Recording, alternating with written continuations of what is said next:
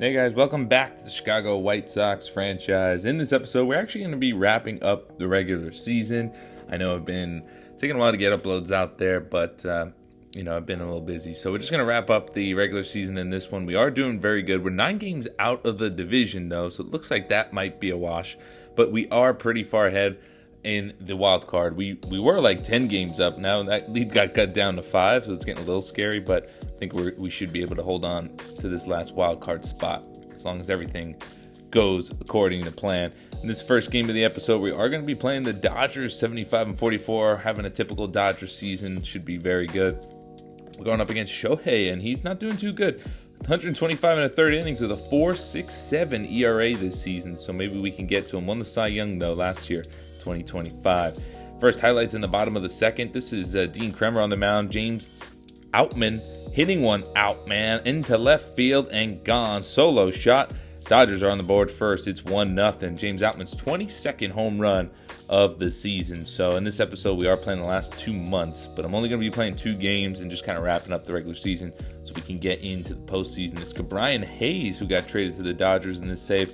He finds the gap, and that should be an RBI double. Brian Hayes is rounding second. He's going to third. The relay throw in to Grissom to Davis, and they get him at third. So he probably shouldn't have tried to stretch that out for a triple, but nonetheless, it's an RBI double, and it's a 5-0 Dodger lead as they scored a couple in the quick sim. And here we show this highlight here because check this out. Shohei Ohtani threw 5 innings. Not only is he throwing a no-hitter, he's actually perfect on the game of the week. He is perfect through 5. So let's see if we can finally break this up. In the 6th, it's 2 out, nobody on. First 2 guys got out. Ethan Salas goes down swinging. 6 perfect innings for Shohei Ohtani. And now it's starting to count. 9 outs away.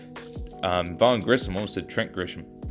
Vaughn Grissom, he grounds to third, 1 away. So we got 8 outs away from a perfect game here. Shohei's already on 92 pitches, though. It's Colson Montgomery, and that's a base hit in the left field.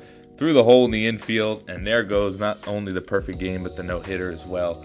A base hit for Colson Montgomery. Next up, Marcell Ozuna, 2-2 count. Grounded, fair, down the line. Past the diving third baseman. First to third goes Montgomery. Ozuna trying to go to second on the throw. They throw back to second, but it's not in time. Ozuna is in there. Second and third, 1 out. And they will call that a double for Marcell Ozuna. Jack Suwinski up next, traded from last episode. That's a base hit up the middle. 1 run scores. Rounding third is Ozuna. The throw home is on the money, and Ozuna is thrown out at the plate.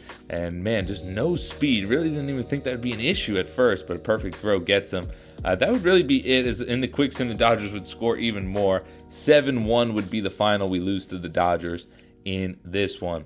We're going to jump ahead after this game here, and we are going to play the Pittsburgh Pirates. And before we get into that game, I just want to tell you, remember that trade we made last episode? If you missed it, we traded for Jack Suwinski. We traded the Pirates 2 minor leaguers, 2 pretty good minor league guys, and Oscar Colas. So this is the Oscar Colas revenge game if he is in the lineup. Going up against Paul Skeens. So we saw Shohei and Paul Skeens in today's episode. So we got some premier pitchers going against us, and we did not get to Shohei. Let's see if maybe we can get to Paul Skeens. And for us, it is our best pitcher this season, Chris Paddock, 2.71 ERA. Hopefully he can keep that ERA under 3 throughout the way. It just looks aesthetically pleasing when it's under 3. Jack Suwinski against his old team. First highlight here's in the 4th inning, no score. Suwinski hits one deep to left. If it's fair, it's gone. It is foul, just foul. You know he wanted that against his old team. Couple pitches later, though, Suwinski will get a base hit. That's ripped past the diving first baseman. That first baseman today is Joey Gallo, who's on the Pirates and playing first base for them. Interesting.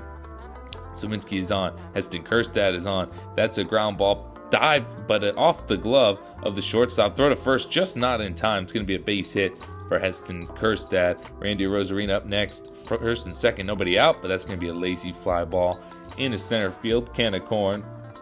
And staying put is Suwinski at second base. But we still got first and second, just 1 out. Next up, Gavin Sheets. He's been having a pretty decent season. Nothing crazy, but he smokes one to straightaway center field. Going back to center fielder, he's not going to catch it. He looks up, and it's gone. 3-run shot to straightaway center. Gavin Sheets with a 3-run homer. It's 3-0 White Sox here in the top of the 4th. His 17th of the season, so he looks like he should be on pace for a mid-20 home run season to him. Suwinski is 4-2 now after some quick sim innings. Suwinski is one deep to right. He just misses a home run. He missed 2 home runs this time.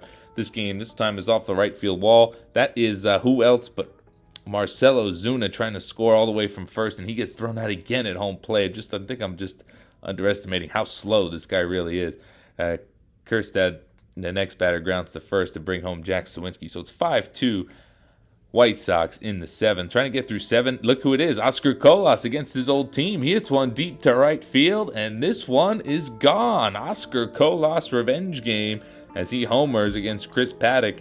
Paddock was trying to finish 7 strong there, and I think he's still going to try to finish the 7th, 2 outs, but instead of 2 earned runs, that's the 3rd earned run as Colas goes deep. Tamar Johnson, next batter, and he is going to ground one to Gavin Sheets. Gavin Sheets took a sweet time fielding it, but he flips to Paddock for the out. And 7 innings, only 3 earned for Chris Paddock. Another very good quality start from him. We're going to jump ahead to the 9th. It's Joe Barlow on for the save, having a great year. 35-41 in save ops and a 2.16 ERA. So been a pretty reliable guy all season.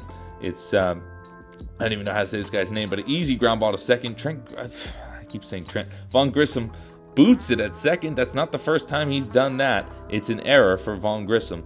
And the leadoff guy is on. And the next up, that's a base hit to Sean Knowles with a base hit in the right. So just like that, this error to start the inning has caused a bit of a mess. First and second, nobody out. Lane Thomas is on the Pirates in this one. Chops one up the middle. This should be 2. Montgomery to Grissom. This turn is too slow. It's not a double play. Safe at first. Instead of 2 outs, there's first and third, 1 out for Joey Gallo, who always kills us in this game. He rips one in the center. Sawinski's coming on. He's not going to be able to make the play. It's an RBI single. First to third goes the runner, and heads up base running from Joey Gallo as he goes into second. And just like that, it's second and third, 1 out. Pirates have a chance to walk this off with a base hit. Tying runs at third, winning runs at second. Who's up? It's Oscar Colas. Surely not going to come through. Ripped into center, and it falls right in front of the guy he was traded for.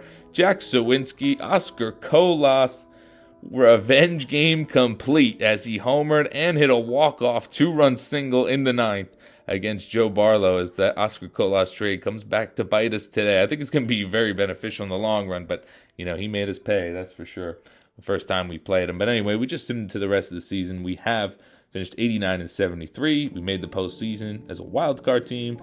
And it is confirmed we will be playing the Angels in the first round. We'll take a look at the standings and the stats. At the year end, we finished 12 games back from the Twins. They won 101 games. Twins are just good. We weren't going to catch them, but nonetheless, we made the wild card. I think that was way better than what we may have expected, or just around what we would have expected. So it was a good season nonetheless. Blue Jays won the AL East. The Yankees won the wild card. Astros won the West. And Angels, of course, won the other wild card. That's who we'll be playing, as Rangers and Mariners very mid, and Athletics horrible as per usual. In the National League side, let's go to the wild card first. So you see the 3 teams there. Royals missed out by 3 games, so they had a good season, but they must have really just not had a good last month. So they miss out. National League, it's the Phillies winning the East, and the Braves and the Marlins both securing a wild card spot. The Mets, they are struggling without my leadership there, as they are 77-85. Yikes. The Reds win the Central. They win 96 games. They take care of the Central with ease. The rest of that division was pretty bad. And the Dodgers finish with 105 wins, best record in baseball. Padres with 102 are going to be a wild card team. And then the Giants must have just missed out. So, yeah, they did just miss out. They were actually tied with the Marlins, same record, but they must have lost on a head-to-head somewhere. See how everyone did. Vaughn Grissom, not bad. 265, 15 homers, 54 ribbies. It's really not bad. I don't trust him out there in second, and we have a second base prospect coming up, so maybe next year he'll be gone. Colson Montgomery had a great year, 264, 21 homers, almost 70 ribbies at 69. Marcell Ozuna, man, did not expect to get this type of production out of him. 41 bombs, 111 RBIs, and batted 265. I don't think we're going to pay him back because he's dropping in overall, but he had a great year nonetheless. Sawinski finished the year with 27 homers, 90 ribbies, and 267. Really like how we added him. He's going to be great for the next, I think he's got 2 years left, actually. Kjerstad's average dropped 246, but he did hit 27 bombs, 78 ribbies, so he's continuing to grow and be a great player. Randy Arozarena, another guy we'll probably lose in the offseason. We got just for 1 year, really, but 18 homers, 53 ribbies while being hurt. Pretty solid stuff from Randy Arozarena. Same thing with Gavin Sheets. Average wasn't there, but 21 homers, 51 RBIs is really not bad. And JD Davis, another guy's free agent, but we do have Colby Mayo waiting to come up, so I don't think we're going to re-sign him. But 27 homers, 255, 62 ribbies. I'm really impressed with him. Another guy I was really impressed with is Ethan Salas. I didn't do much with him on video, but his first few months in the major leagues, he batted .253 with 12 homers and 34 ribbies, and he grew all the way up to an 85 overall. So he's going to be crazy good, I think, in his first full season next year in the majors. Our bench did pretty solid. Victor Robles, really nice off the bench. He played against lefties a lot. Fletcher played here and there, but then once Rosarina was back from the DL, he didn't play much. Gio Urshela played every day against lefties, and he played great. 15 home runs, 54 ribbies, 262. He probably could have played every day. I just don't know who he would have played over because Sheets was solid and JD Davis was great. And Joey Bart was pretty good for backup catcher. Rotation, and it's going to change in the postseason because Michael King is definitely not going to go game one. Didn't have the greatest first season as a Chicago White Sox, 4.74 ERA. Chris Paddock did have a really good season, though, coming over from the Twins, 2.71. That is going to be our game one starter against the Angels for sure. Thinking about going Drew Thorpe game two because he had a great season as well, 3.73. Pretty good year. And Dean Kremer was consistently solid all season. Our pitching was not a problem for the most part. And Roger Magana in his first 86 innings in the big leagues had a 4.08 ERA, and it's only going to get better. So high hopes for Roger Magana for his first full season as well will be next year. Eric Lauer, pretty solid out of the bullpen. I like him in their long relief role. Dwayne Underwood Jr. came up mid-season, got 42 in the third innings, pitched great. Like him in the bullpen, so he's fine. Carl Edwards Jr. had an okay season, nothing crazy. He ate up a lot of innings.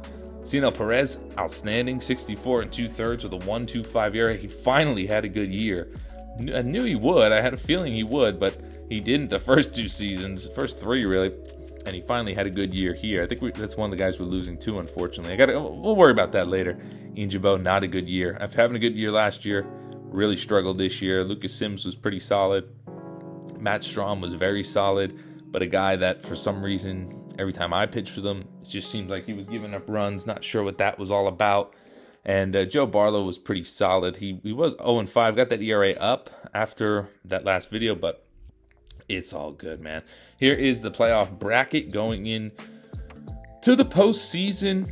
We'll be going up against the Angels. Winner of that one will take on the Minnesota Twins. So the Twins, division rivals, they got the first seed. Toronto is hosting the Yankees on the other wild card, and the winner of that will play Houston. So the Yankees got in the 6th seed, and if they win, they're going to have to play Houston again and probably get eliminated by them. That's just PTSD if you're a Yankee fan.